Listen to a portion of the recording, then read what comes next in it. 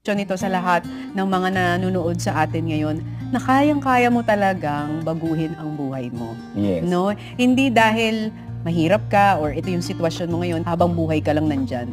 Nasa sayo pa rin talaga. Yes, nasa pera talaga ang susi kung paano mo iangat yung sarili mo. Depende lang yan sa diskarte mo. Kaya sabi ko, laban lang, huwag sumuko sa hamon ng buhay. Kung mahirap naman ngayon, huwag mong isipin na mahirap ka lang. Kung may chance, gawin mo na para makaangat. Kung level 1 ka, gawin mong level 2 naman. Step by step, di ba? Parang ganun. Si Diwata ngayon ay 42 years old. Imaginein mo, pumunta siya dito sa Maynila, 16, 17. Ilang years yon ng pakikipagsapalaran sa buhay bago niya na-hit yung parang, ito na yung jackpot. Haba ng laban talaga sa buhay ko dito sa Manila. Mahaba. Talagang may mga pagdadaanan ka na up and down. Pero ang importante, katulad ng sinabi ni Diwata, huwag kang susuko sa laban ng buhay. Kasi darating ang araw, ikaw naman ang pipilahan, katulad ni Diwata. True. Di ba? Yes, madam, tama.